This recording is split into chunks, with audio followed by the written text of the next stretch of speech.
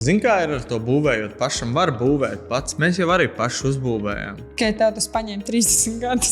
Man tas paņēma 30 gadus, lai mēs uzbūvētu 8 mēnešos. Tieši tā, būvēt var pats tad, ja ir zināšanas būvniecībā, pazīstams arhitekts, arhitektūra varētu palīdzēt. Ja ir sava zeme. Bet vai tas būs lētāk? Nerēķini to, ka tu nevari strādāt, nevari pelnīt, tad tas būs lētāk. Bet pieņemsim to, ka es esmu jaunais cilvēks, man rokas aug no īstās vietas, bet man vispār nav nekādas pieredzes būvniecībā, un es nostījos vairākus podkastus, video pamācības un apņēmies pats būvēt. Nu jā, lētāk tas noteikti nebūs. Klients teica, viņiem bija lētākā tāme tuvu 400,000, kur pretī viņi saņēma no mums tām 200, nedaudz virs 200,000. Mēs nomainījām 2 mēnešu laikā, visu projektu nomainījām, atrisinājām. 3 gadus šis klients bija cīnījies, lai beidzot kaut kas sāktos. Sveicināts, dārgais klausītāj! Mans vārds ir Līga Granda. Bet es esmu Gvido Grands. Un mēs kopā vadam uzņēmumu Galgā būve. Šis ir podcasts Pamati, kurā mēs runājam par drošas un ilgtspējīgas ģimenes mājas būvniecību. No pamatiem līdz sirdsmieram. Šodien parunāsim par vienu konkrētu mājas projektu, par mūsu vispieprasītāko māju. Un epizodes beigās mēs atmaskosim mītu, ka būvēt pašam ir daudz lētāk un efektīvāk. Galgā būve ir mūsu ģimenes uzņēmums. Gvido, ar ko nodarbojas Galgā būve? Galgā būve ir ciemata attīstītājs, un mēs nodarbojamies ar privātmāju būvniecību. Mēs nodarbojamies tieši ar tipveidu māju būvniecību un esam izstrādājuši kādus labākos risinājumus, un tos izmantojam mūsu ciemata būvniecībā un arī uz citu cilvēku zemēm. Un šodien mēs atrodamies tieši arī vienā no mūsu mājām, kas ir vispieprasītākais projekts. Tā kā dalīšos ar pieredzi kādā no būvniecības lietām un kādiem mezgliem varbūt, un atbildēšu uz taviem jautājumiem un arī, protams, uz citu jautājumiem. Tad mums ir pieredze ar dažādiem mūra mājas projektiem, bet šodien konkrētāk runāšu par mājas projektu, kas ir šis vispieprasītākais, kura aizsākuma sākās Sunupēs, kur šobrīd jau dzīvo 6 ģimenes.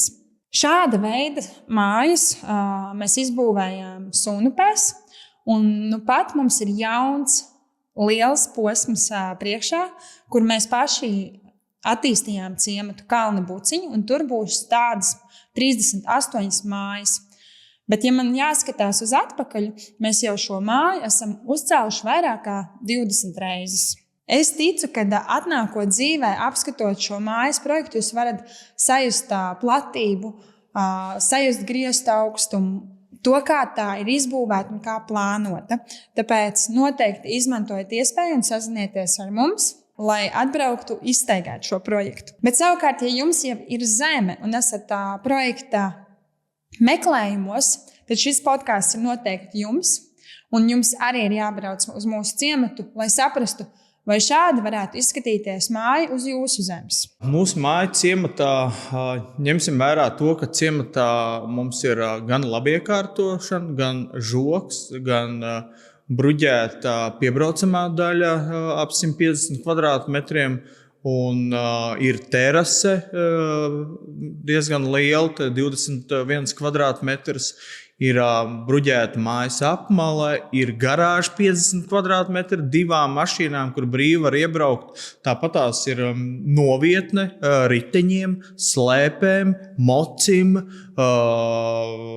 riepām, kad viņas ir jāmaina, ir kur nolikt, un daudz dažādiem sīkumiem, un noteikti vīriešu rokas un tas, kas viņiem ir, tā bagāža, kas ir dzīvē, tur urbmašīnas un visādas slīpmašīnas, pļaujmašīnas un tā tālāk.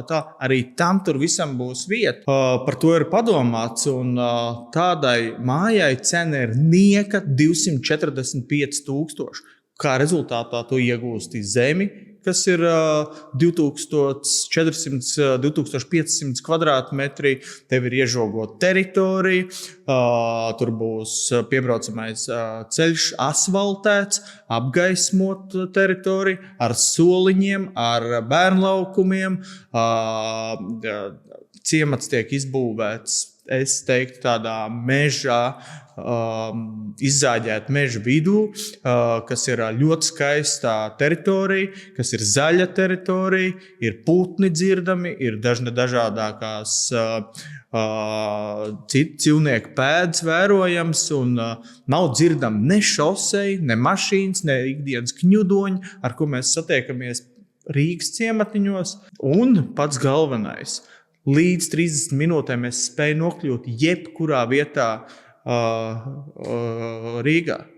Ir piebraucamie ceļi no visām pusēm un var iebraukt Rīgā. Man liekas, ļoti liels.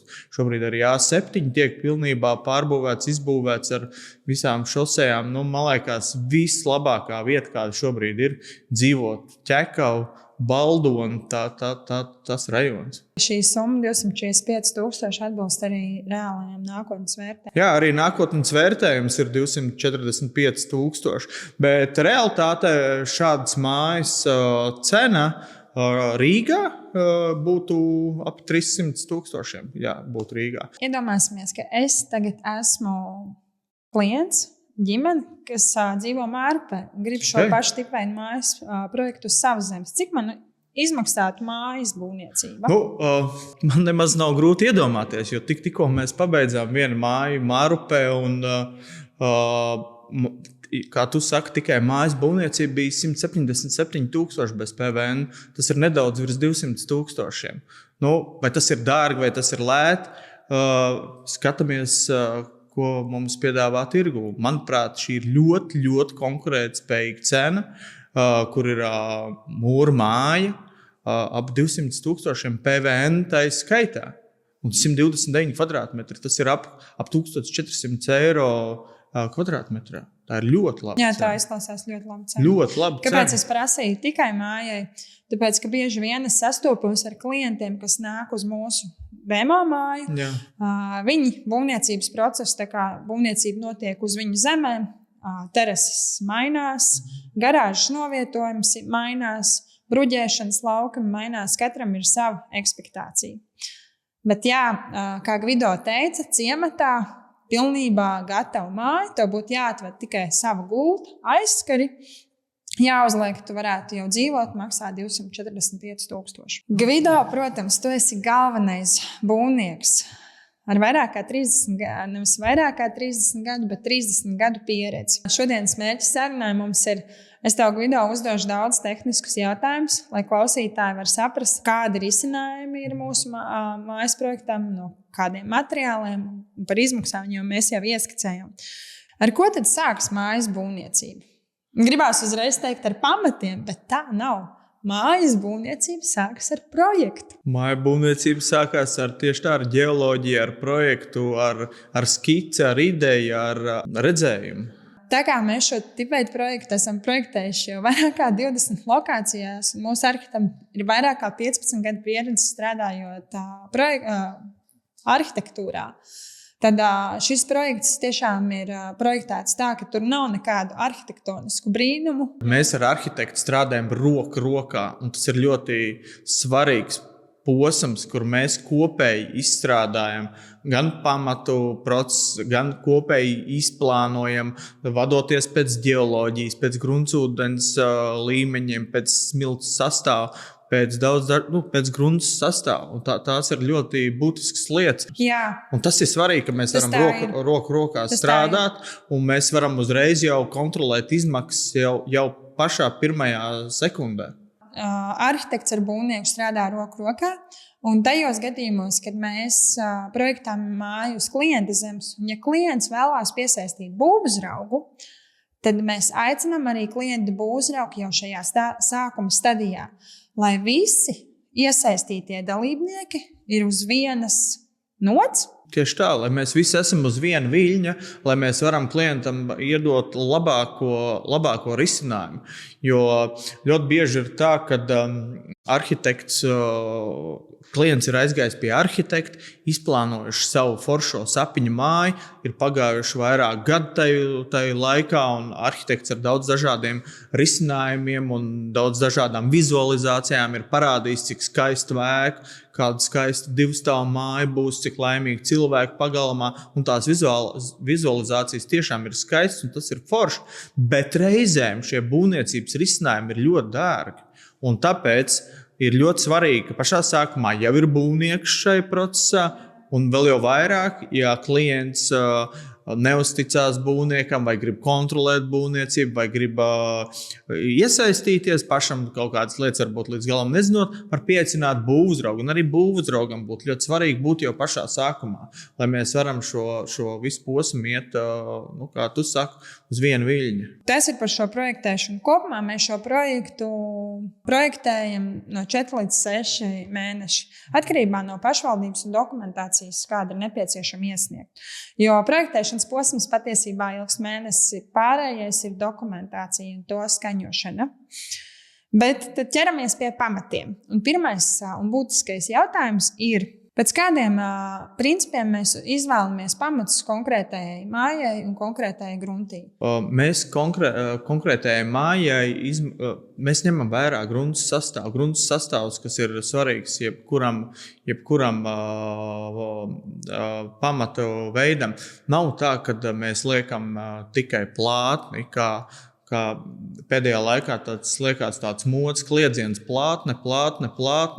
Plātnei cenas ir 240 līdz 260 eiro kvadrātmetrā, un tie ir, pieņemsim, mūsu mājai. Ja mēs vienkārši uz kalkulātoru sarēķinām, tie ir gandrīz 40 000 par pamatiem, tad mūri, tad tālāk. Mēs esam ieinteresēti arī izvērtēt zemes sastāvu un likt risinājumu kā lentveida pamatu, kas ir daudz lētāk, daudz pieejamāk, kā tu saki, pa kabatai. Un tā tas arī ir. Mēs izvērtējam zemi, varbūt reizēm ir kaut kas jānomaina, kaut kāda augsne vai vēl kas. Mēs to izdarām, mēs ejam uz lentveidu. Tieši tā apsvērumu dēļ, kad, lai būtu šī konkurētspējīgā cena, un lentveida pamats, viņš tiek ierakts vairāk kā metru zemē. Viņam ir apakšā šķēms, lāns, kas izlīdzina slodzes, un tāpat tās kapilārais mitrums tiek novadīts. Un es pat teiktu, man personīgi lentveida pamat patīk daudz labāk. Ko tas dod būvniecībā? Būvniecībā tas ir tā, ka, pieņemsim, mēs uzbūvējam pamatus, mēs uzbūvējam sienas, un ir jāiestrādā grīdas pēc tam. Un reizēm ir tā, ka mums bija pat piedzīvoja, kā pārmainījās virtuve. Apmainījām vienkārši spoguļu skatā virtuves. Tur vajadzēja kanalizāciju nomainīt. Mēs to mierīgi izdarīt varējām. Tas bija mūsu ciematā. Mēs gribējām, lai mūsu klientiem ir lielāka privātuma sajūta, jo mājas projektējam spoguļu skatā. Jā, tieši tā. Un tāpēc ļoti daudz lietas ir iespējams.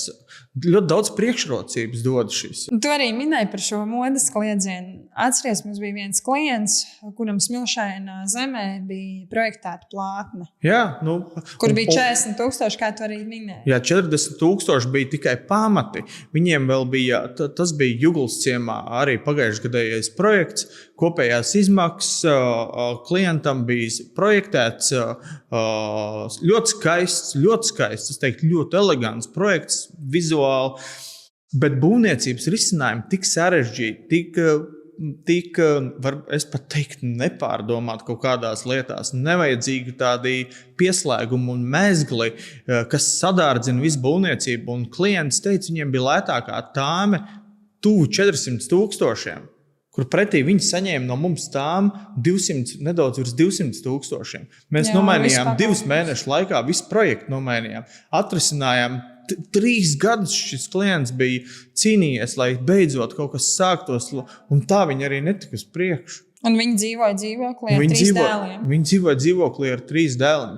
Tāpēc es domāju, ka Ir ļoti svarīgi, kad tiek izmantot dažādi risinājumi. Es nesaku, ka mūsu risinājumi ir pareizākie, bet es saku, ka mūsu risinājumi ir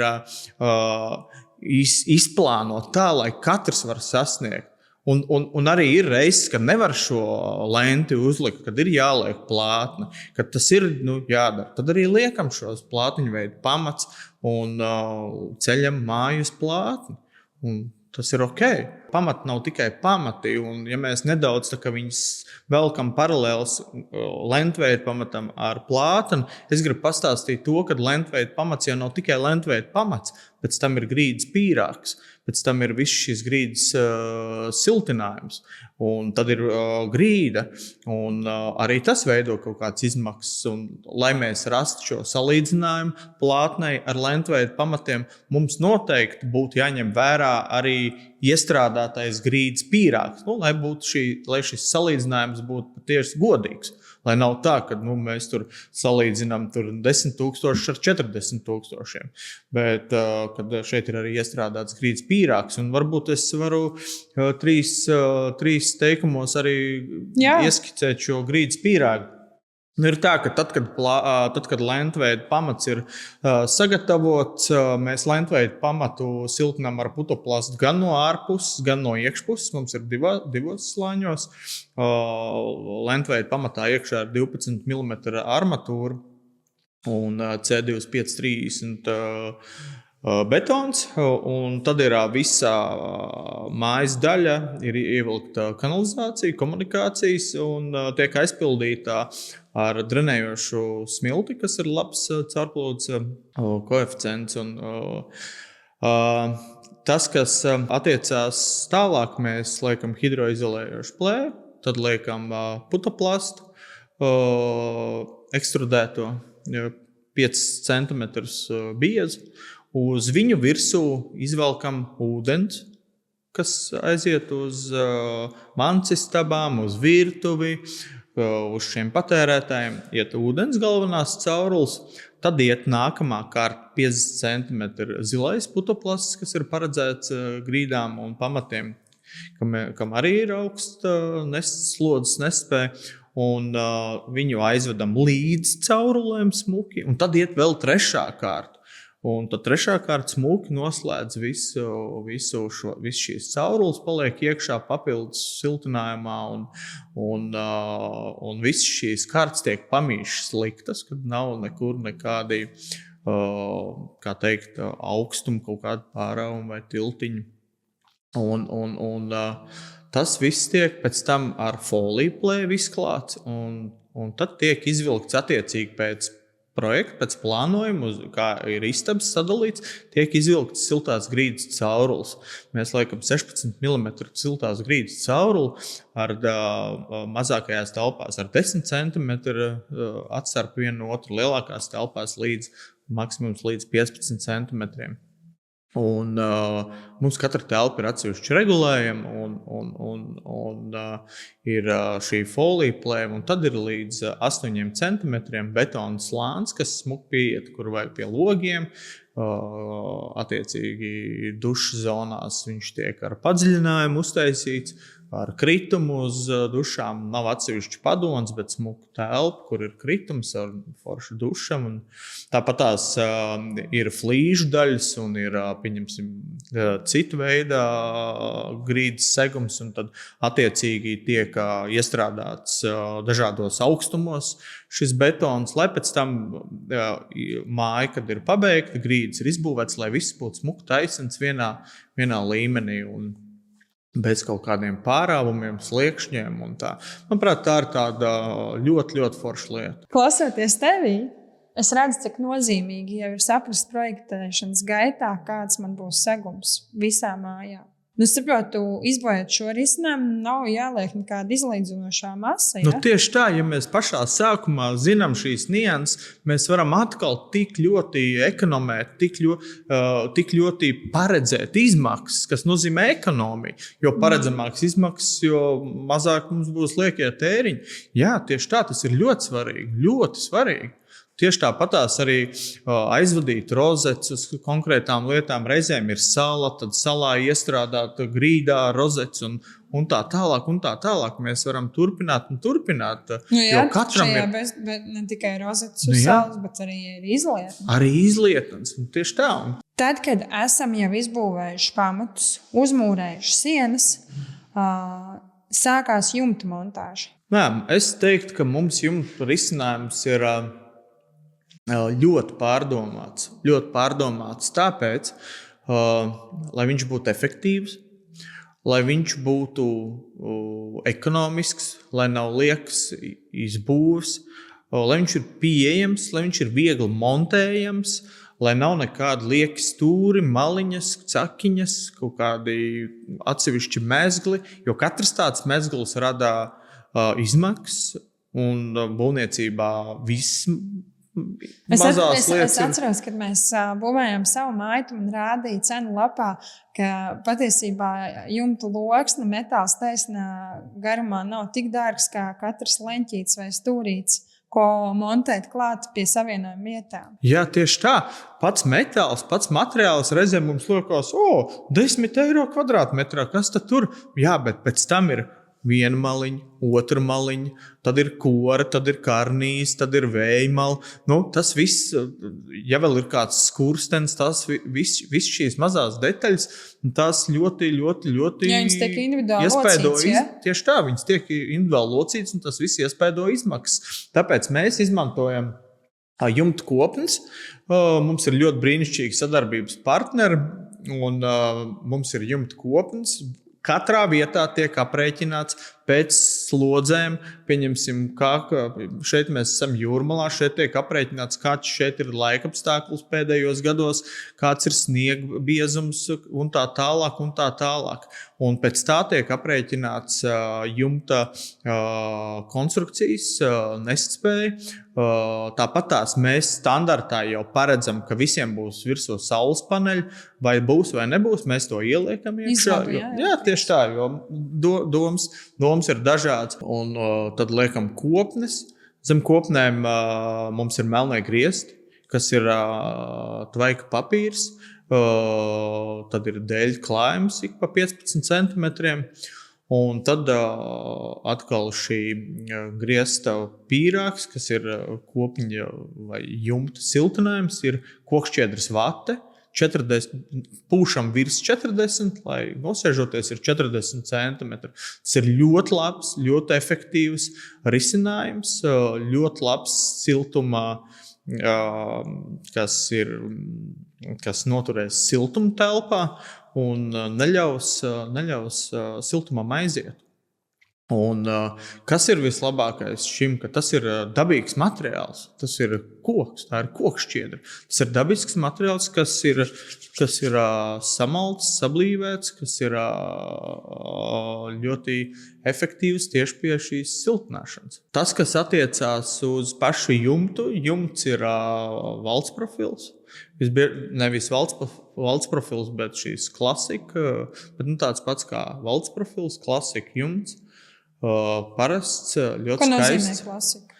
Klasika jumts ir tāds pats jumts kā valsts profils, kas ir gluds skārda loksnes, kas ir ar tādām mazām valcītēm ik pa 50 centimetri, kur viņas tiek savienotas kopā, un katra iepriekšējā kārta zem katras nākamās tiek pieskrūvēta. Tas nozīmē, ka viņi tiek pieskrūvēti jumtā pie koka latojuma, un katra nākamā kārta pārsadz iepriekšējo kārtu ar speciālu savienošanu. Mūsu gadījumā tā ir klika metode, ko sauc par klasiku kliku. Tas ir mūsu jumta risinājums. To, kā mēs sākām būvēt sunupēs, tātad izbūvējot 2 slīpjumtu, mājas galos mēs mūrējām. Viņus sauc par frontonu, tādas 3 stūres. Jā. Bet to, ko es redzu mūsu projektos, mums vairs nav mūrēti, bet mums ir koki. Jā, mums ir dažādi patiesībā. Mums ir gan mūrēti, gan koka.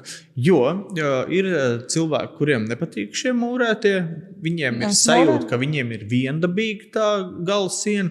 Viņi grib to augšu arī tā kā pieskaņot jumtam, ka šis frontons ir no koka. Un, jā, viņš ir tieši tādā pašā krāsā kā pats jumts. Un kas atkal ir? Mums ir milzīgs pluss. Mēs viņu jau sagatavojam, esot zemē, atvests objektā šis jumts, šīs kopnes. Mēs viņu sagatavojam jau uz vietas un paceļam augšā jau gatavu. Kā rezultātā mēs iegūstam milzīgu tempu. Mēs jumtu sastelējam un uzliekam ar visu montāžu ļoti ātri. Tad mums ir uzmūrēti pamati, mūris un jumts. Saka, cik ilgs laiks pagāja? Ļoti interesants gadījums viens bija. Mēs bijām ielikuši pamats. Juglas ciemā bija ielikt pamatu. Mums tur arī bija lentveida pamatu. Un tur bija laba grunts. Kaimiņš aizbrauca slēpot. Jā. Viņš bija slēpot 2 nedēļas. Viņš atbrauca atpakaļ pēc 2 nedēļām, un māja bija zem jumta. Viņš saka, paga. Kā tas iespējams? Jā, bet, diemžēl, tā tas ir. Mēs nedēļas laikā māju uzmūrējam, un vēl nedēļa pagāja, kur mēs uzlikām gan jumta kopens, gan šo latojumu, gan vertikālu latojumu, gan šķērslatojumu un salikām jumtu. Tas izklausās pēc liela puiša Lego. Tieši tā tas arī ir, un pie tā mēs tik ļoti strādājam, lai tas būtu vienkārši, lai nebūtu šie sarežģītība. Un interesantākais bija tas, ka mums blakām cēla koku māju, un, mēs aizgājām no objekta ātrāk. Jā, to koku māju viņi sastēlēja 3-4 dienās. Tur bija sienas, tur viss bija ātri. Bet pēc tam bija logi, tad bija iekšdarbi, tad bija tāpat teritorija. Viss tas pats, kas mūrmājā. Nekas tur nav tā, ka mūrmāja jāceļ ir nes cik gads. Vienkārši tāpatās tie ir 5-6 mēneši tā koku māja. Mūsu mājām arī līdzīgi ir ļoti. Bet tā kā mums ir vēl teritorijas, labiekārtošanas un tā tālāk, mēs visbiežāk izvēlamies slēgt līgumu uz gadu, jo tad tāpatās ir neparedzēti laikapstākļi, ir ziemas kaut kādos brīžos, ir tāpatās lietas sezona, jo pagājušajā gadā bija ļoti daudz lietas ļoti mitra vasara bija, un tas kaut kādā, tas ietekmēja visu būvniecību, gan pamats, gan vispārējo. Mm-hmm. Bieži vien pie mums atnāk klienti un saka, vai var pamainīt fasādes risinājumu. Pastāst lūdzu par mūsu standarta risinājumu un par opcijām, ko var mainīt.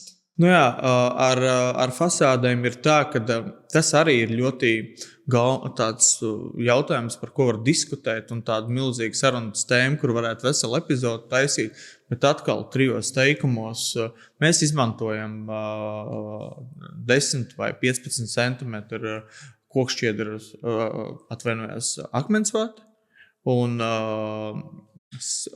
pat fasāde mums ir no mitrā fasāde, kas ir dekoratīvais apmetums. Un, tas ir standarta risinājumā, bet ir cilvēki, kas grib ventilējumu fasādu. Mēs piedāvājam arī risinājumus, kas ir gan koka, pieņemsim, Jaunciemā mums ir termokoka fasāde, tad ir tāpatās ar cementplāksnēm ir fasāde, un mūsu māja ir parasta koka fasāde ventilējumā. Tā kā nav tāds viens konkrēts risinājums, bet lai māja būtu pa kabatu katram, tad mēs ļoti sekojam līdzi izmaksām, lai mēs varētu uzcelt foršu māju, un ka viņu var apdzīvot un dzīvot, un ka šī māja kalpo. Tāds sievišķīgs jautājums. Vai ventilējumā fasāde ir augstāka, jo tur ventilējas kaut kas? Nē, viņa nav augstāka. Viņa ir ļoti forša fasāde, bet viņai ir izmaksas pilnīgi cits. Viņa būs siltāka vai augstāka? Nē, viņa būs tāda, viņas ir abas vienādas. Bet viņa būs noteikti dārgāka. Vismaz 2 reizes. Tāpēc, ka nevar uz vienkārši akmens vatas uzmontēt koku virsū. Tur veidojas karkas, ja? Tur ir konstrukcija, tur ir karkas, tur ir logu pieslēgumi, tur ir daudz dažādas detaļas. Vai tu vari pastāstīt, kā tiek veidoti griesti, tā kā mēs to šobrīd redzam? Tad, kad ir uzlikts kopens, ir uzlikts jumts, ir viss siltinājums, viss ir izdarīts, telpā ir arī izbūvēti logi. Ir tā, ka mēs paredzam griestu daļā, mēs paredzam kad ir ventilācijas sistēma, viss mājas ventilācija ir tieši griestos, tieši šai daļā. Viņi tiek no kolektora izvadīti uz katrām istabām, uz telpām, tiek arī aprēķināts, siltumtehniķi ir izrēķinājuši, cik un kā ir vajadzīgs katrai telpai. Un, attiecīgi, tur tiek iestrādāti šīs 90 mm caurules, kas ir ļoti labs risinājums. Ja agrāk bija, pieņemsim, 70, mūsu mājā ir 75 mm caurule, tad, manuprāt, es esmu ļoti jūtīgs uz dzirdi. Es dzirdu, kā tur vējš iet tai caurulē, nedaudz var dzirdēt. Jā. Šajā 90 daudz mazāk. Un nav vajadzīgs divas caurules izvilkt kā mums uz telpu ir, pieņemsim, uz bērnistabu ir divas caurules izvilkt. Tagad 90 var vienu cauruli izvilkt. Daudz lētāk. It kā cauruli dārgāk, bet mazāk vajadzīgi un darbs lētāks. Viens posmiņš jāvelk.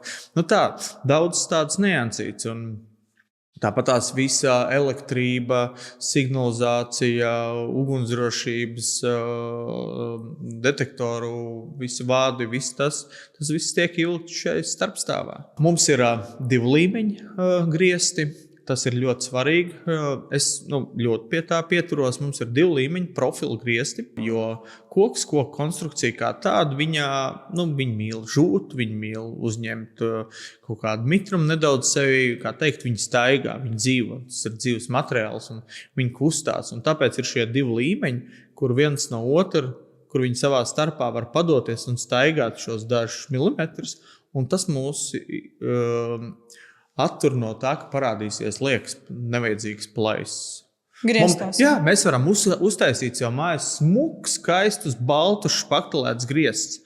Koku mājā tā būtu diezgan liels Tas arī ir iemesls, kāpēc viņi izmanto tās plāksnes. Gan plāksnes, gan plēves, gan vēl daudz dažādas risinājumus. Tās saplēsās. Iestieptos griestus un tā tālāk. Bet, ne tikai koku mājas izmanto šos risinājumus. Arī mēs varam iestrādāt plēvu griestus un dažādākos. Bet es to kā savā pieredzē un ar 3 bērniem, kur daudz bumbas un mētājas ar visu kaut ko, es negribu, ka viņi man par tiem griestiem sita bumbu vai met ar kaut kādu Lego. Es vien dažas dienas atpakaļ nopirkām Lego un viņi lidoja pa visām malām. Tie ir bērni. Iedomājies, tev tajos plēvu griestos lidotas Lego.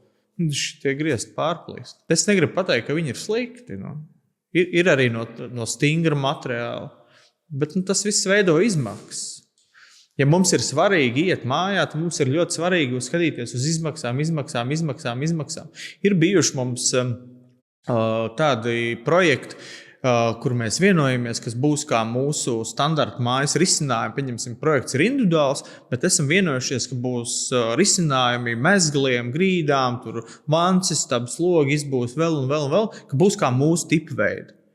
Bet te pēkšņi pusceļā izdomā, ka būs tur pilnīgi savādāks. Viss savādāk. Ļoti daudz lietas savādāks, un tas visu to projektu sadārdzina. Un klients var sākt domāt, bet mēs vienojamies par summu X, tagad šī summa X ir plus 30%. Man ļoti daudz klienti ir uzdevuši jautājumu tieši par šo tvaiku papīru. Kā tu līdz tam nonāci? Es pastāstīšu tā ļoti vienkārši. Tvaiku papīrs ir tāds materiāls, kurš viņš spēj uzņemt mitrumu, viņš spēj atdot mitrumu.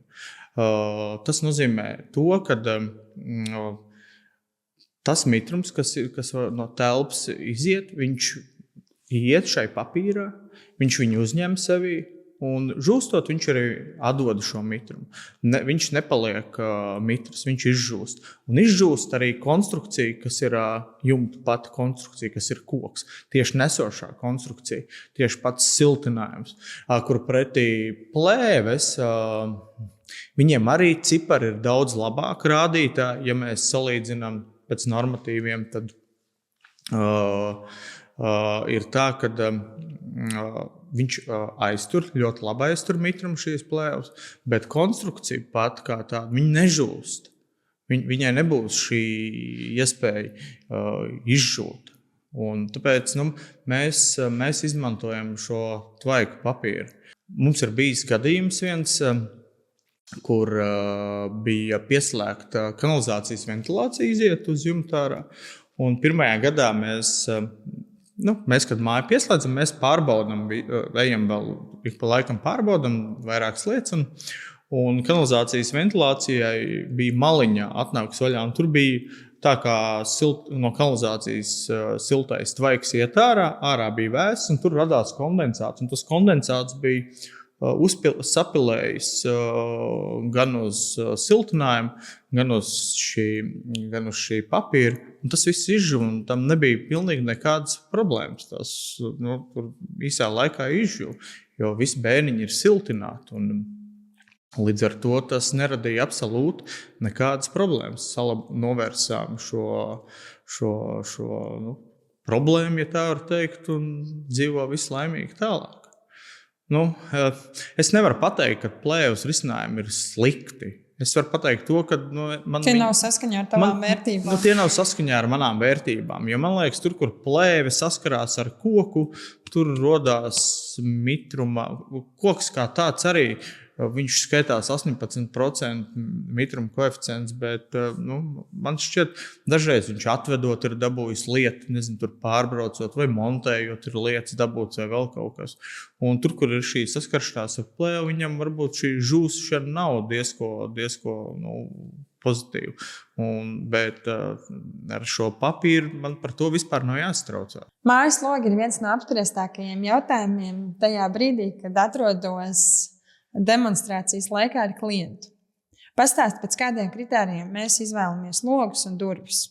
Pirmā lieta jau ir atkal visi šie normatīvi, kur cilvēki ļoti, ļoti pievēršās šīm vērtībām. Bet kas man ir svarīgi, lai logu piegādātājs ir uzticams, lai logiem būtu garantija, lai logi labi kalpot, un ja logi, tur ir jāpieregulē, ir vēl kas, ka viņi vienmēr atbrauc un šīs lietas saregulē.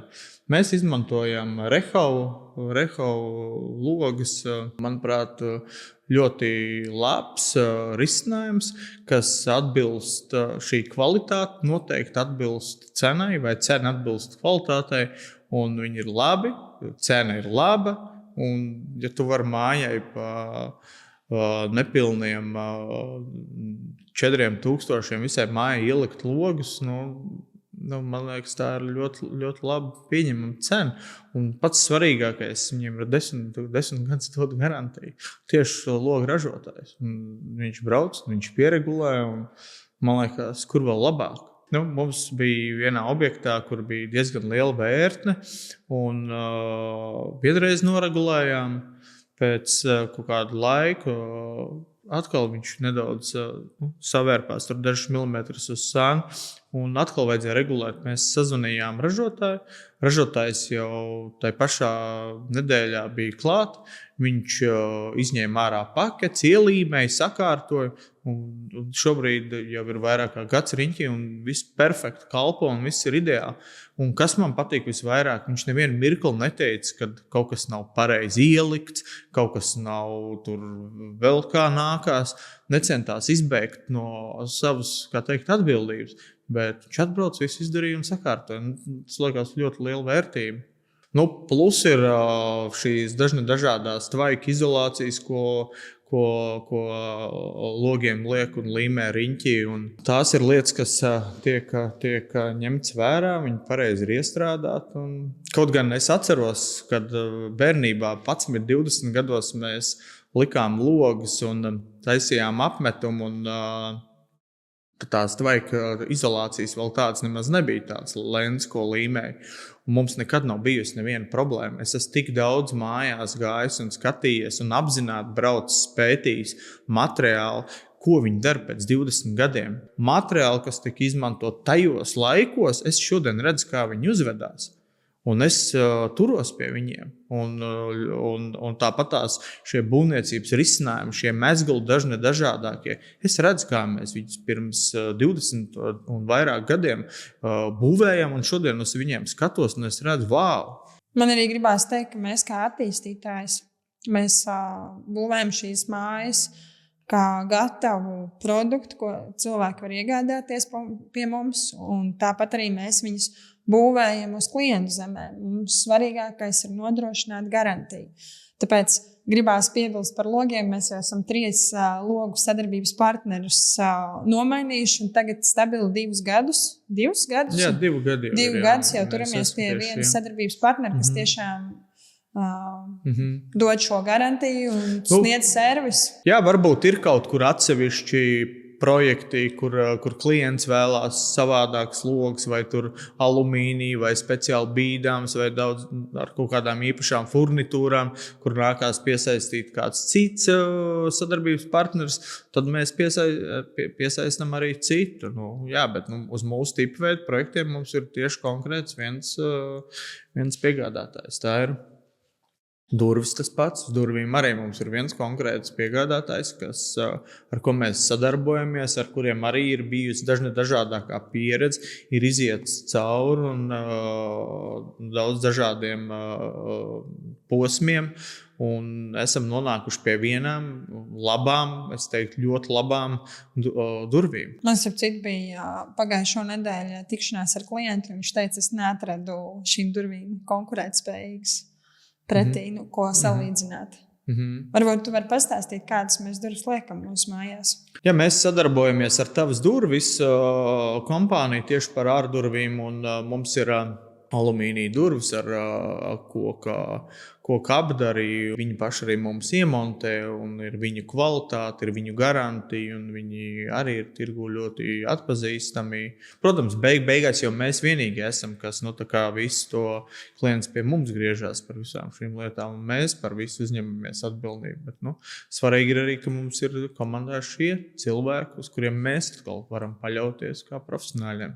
Mūsu mājas, tipveida mājas projektam Starpsienas viss ir no Reģipša. Tas arī ir tas, kāpēc mēs varam pārplānot katru māju atbilstoši katrai ģimenes vajadzībai. Arī pat tad, ja cilvēki nāk pie mums ciematā, viņi var pārplānot māju un logus.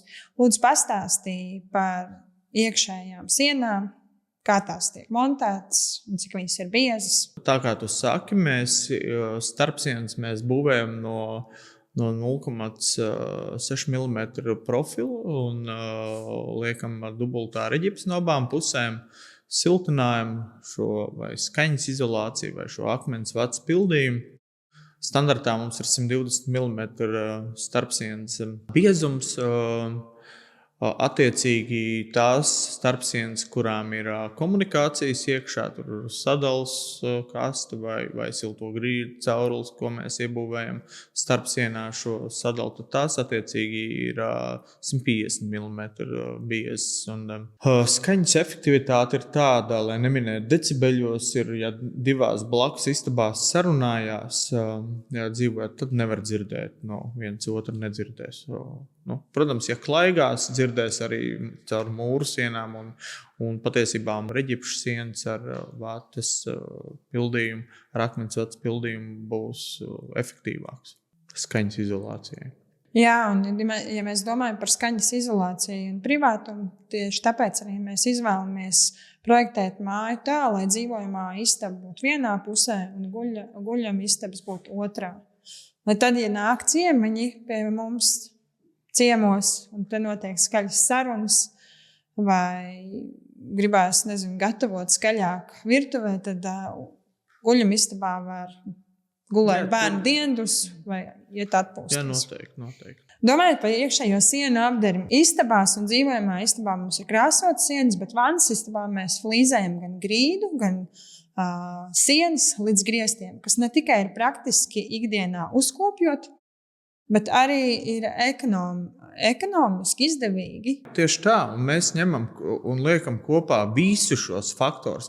Ne tikai smukumu, ne tikai cenu, ne tikai šo būvēšanu, bet visus viņus ir jāsaliek kopā un izbūvējot ar flīzēm. Manuprāt, pirmkārt ir skaisti, otrkārt flīzēm ir ļoti dažādas cenas un ļoti gaumīgi var uztaisīt. Tāpat man ļoti patīk, kad ir līdz griestiem, bet var pieskaņot, protams, daudz un dažādas risinājumus. Un ir ļoti viegli kopjams. Un attiecīgi mēs arī iestrādājam smukus plauktiņus iekšā sienā. Man liekas, ka tas vispār katrs saimniece un saimnieks novērtē šo, ka nav vajadzīgs kaut kāds plaukts iebūvēt, tur kaut kāds, kas sarūsēs vai nokritīs, bet kad smuki iebūvēts starpsienā un flīzīts smuku stūrīšiem 45 grādiem salaists tā pa maliņām, kā lai pa zolīdo. Es par to plauktiņu domāju, kad es vēl dzīvoju dzīvoklī, man bija tāds metāls plaukts, kurš ar laiku sāka rūsēt. Es vienkārši biju... Nu jā, redzi, tu tad es viņu pa laikam metu ārā, un tad es domāju, katrs saimnieks, katrs pāris, viņš ierauga to plauktiņu un jūsmo. Bet viņam ir papildus jautājumi par dušas trapu.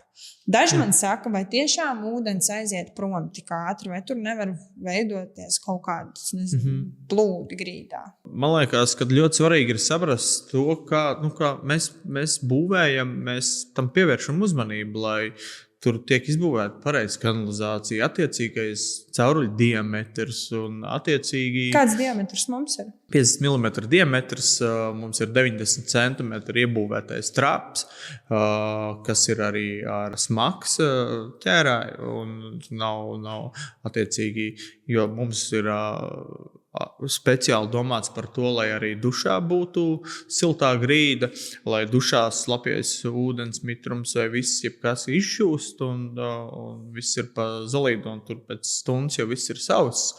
Un līdz ar to viņš arī žāvē trapā iekšā to mazo iedobīti, kur ir ūdens, kas tā kā aiztur šos kanalizācijas aromātu. Mēs iestrādājam tādus trapus, kur ir iekšā speciāls bumbiņas, speciāli šī aromāta ķērāji, kad ūdens izžūstot mums netraucē. Mums nav nekāda aromāta. Pie kādiem varētu būt tā noplūde? Viss kaut kas var gadīties. Cīkais iebāzīs stolus. Man ir bijis vienreiz tā, ka bērns... Zini, kas ir es pateikšu, kas arī mūsu mājās ir. Jūs jau to pat nemaz nezināt. Tu zini, cik daudz es dušā bieži izņem ārā to, tur ir tāds trapā iekšā tādu uzpari. Es viņu izņem ārā, es izņem bumbiņas, es iztīru tavus matus ārā, es smuku visu iztīru, visu izmetu, saliek, uzliek smuku to dušu atpakaļ un viss ir kārtībā. Un vienkārši labāk duša nemēdz būt. Man tieši liekas vienmēr šie duškabīņu padoni, šie neērtie, neefektīvie, viņi slīdu, uz viņiem uzkāpt nevar, uz viņiem kāja aizķerās. Man nekad nav patikuši duškabīnas. Tā tu forši iet savā telpā. Jā, tas ir ļoti viegli mazgāt. Viss ir viegli, viss ir tik eleganti. Un, protams, es gribu vēl pieminēt, ka flīzes nav vienīgais risinājums. Ir visādi dažādi mikrocementi un kas tik vēl nav. Un, attiecīgi, mūsu tipveida mājām, kur mēs ceļam uz klientu zemēm, mēs varam pielāgot jūsu risinājumu, kādu viņi jūs vēlties. Pat arī tos plēvi griestus, mikrocementus, dažādākos alumīniju logus un vēl. Tāpēc, ka viņš ir gatavs. Viņš ir gatavs risinājums. Jā, un neviens negrib izdomāt jaunu risinājumu. Cilvēki, kur ir gatavi dzīvot, nevis tur pavadīt milzīgu laiku, plānot māju, nezinu, nav ko darīt, vēl tur ņemties tajā visā. Viņi grib, ka mēs iedodam viņiem gatavu risinājumu. Ir situācija, kur ir jauna ģimene ar bērniem, viņiem vajag dzīvot. Bet mums arī patiesībā mūsu viens no klientiem ir klients, kas ir izaudzinājusi savus bērnus un beidzot ceļas sev māju. Un gaida mazbērns ciemos. Arī tā ir, jā, tieši tā. Atkarībā no sezonas. Un viņš jau zina, ko grib. Un viņš saka, man patīk visi jūsu risinājumi. Jā, man patīk visi šie, viņš jau ir jau 3. māju būvē jau savā dzīvē, un viņš zina, ko grib. Es gribu parunāt par ļoti svarīgu jautājumu mājai. Okay. Kā mēs izvēlamies mājai iekārtas? Kādu apkursu veidu mēs liekam mājās un kā mēs pie tā esam nonākuši? Zini, man šķiet, mēs liekam vislabāko apkursu veidu. Tas atkal tikai mans viedoklis ir, bet mēs liekam Daikin apkursu sistēmu. Viņa ir vienkārša, viņa ir efektīva, viņa ir laba, viņa ir arī skaļš vārds, Daikin, brands un tā tālāk.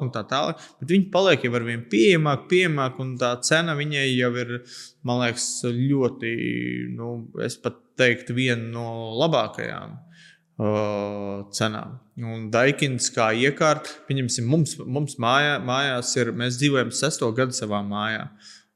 Es nereiz neesmu pie viņa piegājis, tur kaut ko ņēmies. Es esmu pazvanījis mūsu sadarbības partneriem, kas atbrauc, apkopj, iztīri, iztaisa kaut kāds apkopis reizes gadā, iziet visam cauri un viss. Un tā man tā iekārta tur darbojās. Es zinu, kad ir no telefona, es esmu kādreiz mainījis temperatūru un tādas lietas. Viņi var piemērot daudz dažādākiem risinājumiem ar 6 kW, 8 kW, 200 litru boileru, 300 litru boileru, iebūvējumu boileru, neiebūvējumu boileru. Tātad long story short, Daikins ir labākais siltumsūknis, ar labāko garantiju, ar labāko servisu. Patiesībā mums nav spilgtu gadījumu, kad mēs šo 6 gadu laikā vai 3 gadu laikā, kad attīstam ciematus un būvējam ārpusē, ir bijis kāds gadījums izņemot servisu apkopi. Nē, vispār nav gadījumu bijuši. Absolūti nav bijuši. Super. Mājās ir silts un patīkams, bet kas nodrošina mājā svaigu gaisu? Gaisa nodrošina rekuperācijas iekārta, tā ir ventilācijas iekārta, kur arī mums esam izgājuši cauri līdzīgi kā logiem, 3 piegādātājiem. Tagad mums ir komponenta komponenta rekuperators, kas nodrošina mājas vaigais pieplūdu. Man uzreiz gribās tādu vizualizāciju veidot. Tu stāstīji, ka griestu pīrāgā ir 90 mm. Griestu pīrāgā iekšā ir 90 mm caurulis. Gandrīz 10 cm. 90 mm caurulis, kas iet pa visiem griestiem un nonāk līdz tavā istabā vai no katla telpas. No katras istabas uz katlu telpu. Un viņas ir savienotas pie šī komponenta rekuperatora. Jā, tieši tā. Uz istabām viņas dod svaigo gaisu, un no vannas istabām, no virtuves viņi nosūta atkal izlietoto gaisu. Un, ja telpā tev visu laiku ir patstāvīgs svaigs gaiss. Man bieži vien saimnieces jautā, kā tad manā pentrī vai virtuves noktavā tur būs nosūca gaisa, mitrā gaisa nosūta vai svaiga pieplūda? Nē, tur būs nosūca. Tur stāv kartupeļu, burkāni, vēl viss kaut kas. Un, tāpatās mēs arī jautājam katru reizi, vai pentrī gribās iekšā vispār siltā grīda. Vai arī liekam silto grīdu un atslēdzam viņu tur. Jo tur nav vajadzīgs. Tur labāk ir nedaudz pāris grādiņu vēsāks. Cik lūdzu ģimenē ar 4 cilvēkiem? Kādu? Bērniem vai cilvēkiem? 4 cilvēkiem. Tie būtu 2 pieaugušie, 2 bērni jau paaugšies vecumā. Kādu ūdens boileru tu piedāvātu? Mums mājās ir 200 litru. Mūsu mājā ir 200 litru boilers. Mums ir 3 bērni un mēs 2. Mēs ejam dušā, bērni iet dušā un vannā. To ej vannā jau biežāk. Un mums pietiek, mums nekad nav pietrūcis. Bet, ja grib iet vannā, nākamais uzreiz vannā, vēl nākamais vannā, tad droši vien vajadzētu skatīties par 300 litru. Bet šis Daikin, viņš 40 minūtēs, boilers ir atkal uzsildīts. Wow. Es to pat ātrāk viņam pieslēdzot šo režīmu, kas ir jau viena podziņa vai telefonā čiks. Un tur ir jaudas režīmas, un viņš ļoti ātri viņu uzsilda. Un 200 litru absolūti pietiek. Labi. Es atceros tādu. Es vienreiz biju palikusi tādā mājā, kur virtuves zona atradās diezgan tālu no šīs katla zonas, un man bija ilgi jāgaida siltais ūdens. Kā būs mūsu projektā? Mūsu mājās tā nekad nebūs. Kāpēc? Ļoti vienkārši. Tāpēc, ka mūsu mājās ir recirkulācijas iekārta. Mums visu laikā siltais ūdens cirkulējās. Tas nozīmē to, ka, lai kur es atrastos, es esmu virtuvē, es atgriežu krānu, man ir silts ūdens. Es esmu vannas stabā, es atgriežos krānā, man ir silts ūdens. Siltais ūdens vienmēr tiek dzenēts pa sistēmu, lai tajā vietā, kur ir patērētais krāns, lai kā griež vaļā silts ūdens, Vai tas kaut ko maksā? Jā, tas kaut ko maksā. Vismaz kāds 10 eiro gadā. Tas ir elektrības rēķins? Tas ir ar to, ko patērēs šī. Labi, es nedaudz pārspīlēju, bet tas tiešām tie ir daži eiro mēnesī, ko izmaksā šī mazā recirkulācijas sūknīca. Jā, pieskaroties šim elektrības rēķinam, tieši konkrēti šī māja, 129 kvadrātmetri, viņai kopējais patēriņš elektrības uz 3 bērni un 2 vecāki. Šī gadā, janvārī, bija 1200 kW. Ārā bija minus 27 grādi. Standarta māja ar rekuperāciju, ar visām šīm recirkulācijas siltā ūdens un siltajām grīdām un apkuru un āras lielajiem mīnusiem 1200 kW. Tas vispār, ja mēs rēķinām, kad elektrība ir 12-13 centi, tad parēķinām, cik tas ir. 120, 130, 160, 150. Un tā ir ziema, tas ir tieši augstākais. Ja mēs izdalām uz gada griezumu, pieņemsim šo apkuras rēķinu, tur vispār ir 30-40 eiro mēnesī būs apkuras rēķins. Es pieņemsim, mūsu mājas vispār neslēdz ārā to apkuru. Es telefonā viņu noslēdzu uz zemāko, uz 25 grādiem ūdens temperatūru grīdā. Un kaut kādā jūnija vai jūlija mēnesī, kad, naktīs, saules vai vēl kaut kādu brīži ir, viņi tukši ieslēdzas un viņi tur pāris kilovats patērē, lai atkal 25 grādu ūdens ir grīdā. Un forši, un man liekas, tas ir ļoti labs risinājums. Nav granulas, mums ir tik daudz kaimiņi, kur ar tām granulām ir nokrāvušies, viņi ir noņēmušies līk, tur vīrs aizbrauc, sievai jāņemās ar tām granulām, jāizber, un tas ir tik grūti. Jā. Šeit vispār nekā nav. Patiesībā mūsu mājās, ja skatos apakaļ, bieži vien sieviņas paliek kaut kādu laiku, jo vīri dodas komandējumā, un šeit vispār nav nekādas problēmas, jo viss ir saprotams. Tātad, domājot par mūsu vispieprasītāko projektu, ja tu negribi iet cauri zemes iegādai, projektēšanai, dokumentācijai, plānošanai, būvniecībai un eksploatācijai, tikai GLG welcome to the village. Ja tev tomēr ir zeme un tu vēlies būvēt un arī gribi šo tipveidu mājas projektu, mēs to varam pielāgot. Un, ja mēs atskatāmies atpakaļ uz pagājušo gadu, mūsu vispieprasītāko projektu mēs esam pārveidojuši līdz nepazīšanai, kas ir arī mūsu mājaslapā redzams kā automājas projekts. Arī 5-metrīgiem griestiem. Ar 5-metrīgiem griestiem. Un mums pat ir bijis viens projekts, kas ir pārveidots jumta konstrukcijā, kur ir skaista 2 slīpju liela terase uz brīnišķīgu pļavu un upi. Mēs šo projektu būvējot uz klienta zemes ļoti pielāgojam, jo mums ir svarīgi tas, lai tā māja būtu tiešām kā tā ģimene vēlās. Lai viņi var iet pa māju un domāt, jā, mēs šito plānojam, jā, tas mums bija svarīgi, lai viņi redz to ikdienā un var to baudīt. Īsnībā mums jau ir 3. māja tāda, vairāk kā 3 mājas īsnībā, kur klienti bija projektējuši mājas Covid laikā, un Covid bija viss trakākais periods, kur neko nevarēja plānot. Pirms Covid cilvēki plānoja māju būvnieciņu un aptuveni apzinājās izmaksas. Sākās Covid, karš, izmaksas, pa cik reizēm pieauga?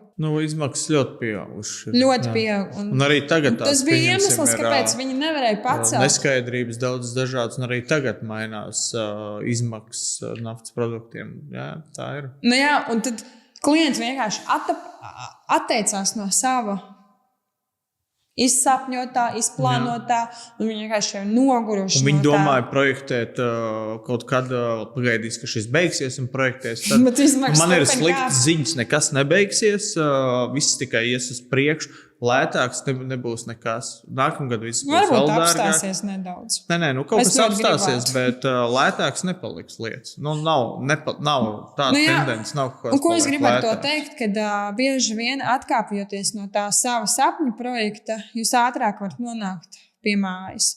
Un izbūvējot jau vairāk kā 20 mājas, mēs šo vispieprasīto projektu šobrīd tieši atstrādājam. Tā varētu teikt, Ja mēs viņu izveidojam. atstrādājam, joprojām mēs ar katru nākamo projektu viņu uzlabojam, atstrādājam, Sekojam līdzi pilnveidojam, sekojam tehnoloģijām, tendencēm.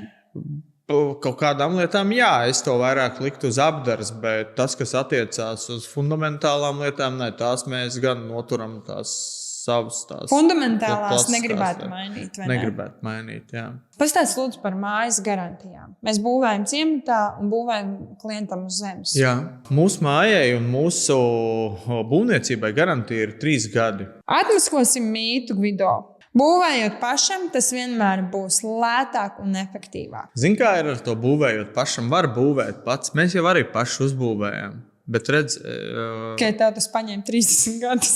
man tas paņēma 30 gadus, lai mēs uzbūvētu 8 mēnešos. Tieši tā, ko es gribu pateikt, būvēt var pats tad, ja ir zināšanas būvniecībā, ja ir pazīstams arhitekts, arhitektūra varētu palīdzēt, un ir pieredze kaut kādās, ja ir sava zeme. Nav tā, ka nevarētu būvēt pats, var būvēt pats. Bet vai tas būs lētāk? Ja tu nerēķini savu laiku, tad jā. Ja tu nerēķini to, ka tu nevari strādāt, nevari pelnīt, tad tas būs lētāk. Bet pieņemsim to, ka es esmu jaunais cilvēks, man rokas aug no īstās vietas, bet man vispār nav nekādas pieredzes būvniecībā. Es nostījos vairākus podkastus, video pamācības un apņēmies pats būvēt. Jā, lētāk tas noteikti nebūs, jo būs jāsaskarās ar kādām lietām. Daudzākas lietas būs jāpārdara. Būs kāds, kas ieteiks tā, pēc tam tā, kaut ko pārdarīs, uz priekšu neies. Nopirks vienu materiālu, izdomās citu materiālu, tas materiāls nāksies vai nu pa lēto pārdot vai izmest.